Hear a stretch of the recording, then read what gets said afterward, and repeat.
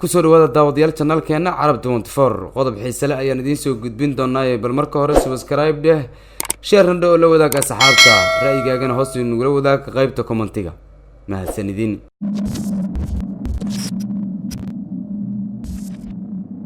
65 sano kadib ayay isheleen oo isguursadeen Helen Andrew oo 82 sano jir ah iyo Bobby Mox oo 86 sano jir ah ayaa is aroosay kadib markii ay dib isku heleen 65 sano ka hor guuldaradii ku dhacday xilligaas oo isguursan lahaayeen.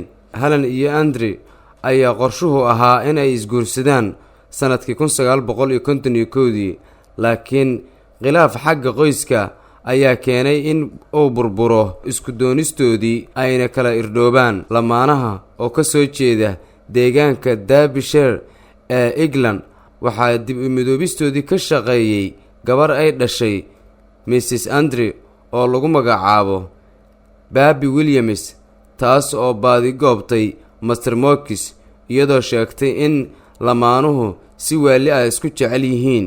Kadib dib u midoobidoodii waxay sheegtay in markii hore ay kala tageen kadib waalidka hooyadeed oo guurka aan aqbalin taas oo ay sabab uga dhigtay shaqada markaasi uu qabanayay Mox oo ahayd farshaxan. Xilligaas 1950yadii inaad ahaataa farshaxaniste waxa ay ahayd mid aanan u tixgelinayn shaqo u wanaagsan wiilka mustaqbalka ay u noqonayaan sodog ama sodoh ayay tiri.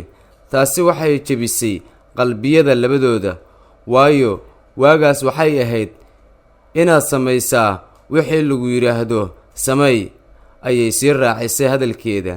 Mrs Williams waxay sheegtay in hooyadeed markii ay 3 jeer garoob noqotay kadib ay go'aansatay in ay baadi goobto Mox. waxay tiri way sheekaysteen waxayna dib u cusboonaysiiyeen xiriirkoodii. ugu dambayna si wali ah ayay jacayl isugu qaadeen wayna isku faraxsan yihiin labadoodu xilligan. lamaanahan waxay soo mareen 5 xiriir oo kala duwan oo ay la lahaayeen lamaanayaal kale.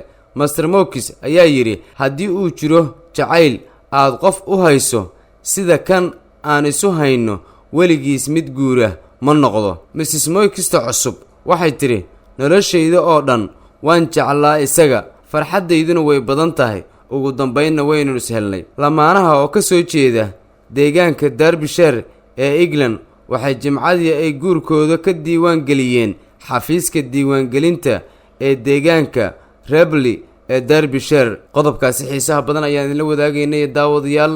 hadda sidii ballantu ay noo ahay share dhaha channelka oo subscribe na dhaha la wadaagana asxaabta mahadsanidin.